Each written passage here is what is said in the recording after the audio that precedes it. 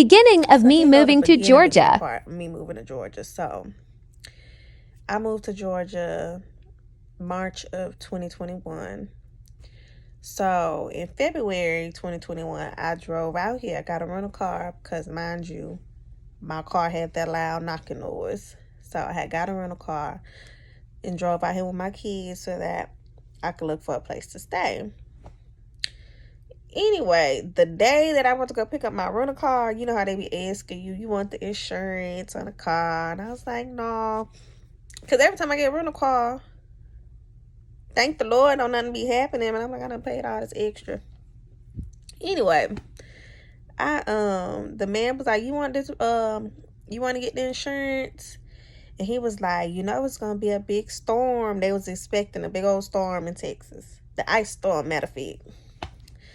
And it was pouring down. The day that I went to pick up the car, it was pouring down rain. And he was like, you sure you don't want it? You sure? I was like, no, I'll be all right. So everybody was telling me, you don't want to leave. That storm about to be bad. You need to stay here. You need to wait a little while before you go out there to look around because the storm getting bad. The weather too bad for all that. I was like, nah, I'm going to go. Anyway, me following my spirit, I still go. I didn't run into, the only rain I ran into was the rain that I was in at that moment when I was picking up the rental car. And I was still in San Antonio. On my drive to Georgia, I did not go through any rain. So I had planned on being in Georgia for a week while I looked for a spot. That's when all stuff broke loose in Texas, where they had the ice storm. The city was shut down. People ain't had no power and all of that.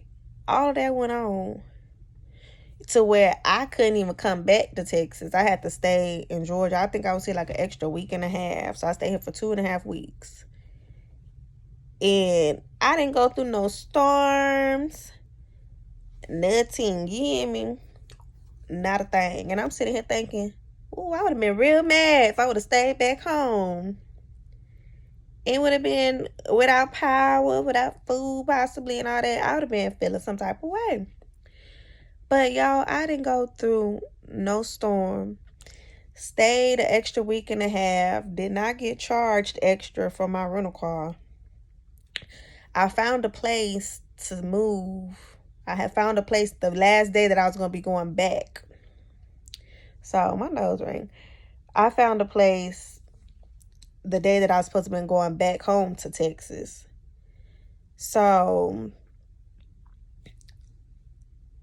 live by your spirit. Let your spirit guide you. Because had I listened to everybody telling me, oh, I need to wait because of the storm coming, I don't even be watching the news, y'all. But had I been listening to people, the storm is coming, this and that, I would have stayed there and been stuck like everybody else. But I move with my spirit.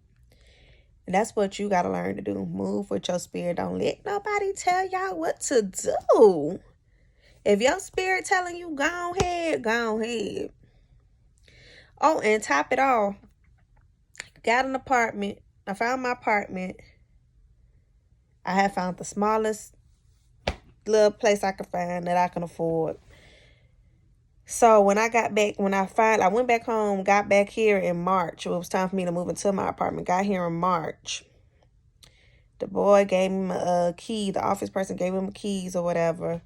Do y'all know they gave me a bigger unit than what I was expecting for the price? I made a video before when I said money don't get you nowhere. Like, don't think you having money makes you, because your money gonna come some kind of way. Even if it's not nobody giving you physical money, it's the price could be changing. I got my bigger unit for a lower, like for the price of the smaller one. Like, you can't tell me God don't be working. You can't tell me God don't be working. But you got to follow your heart. You got to follow your spirit. You can't let people dictate what goes on for you. But good night. Good night. I just wanted to share that. All right.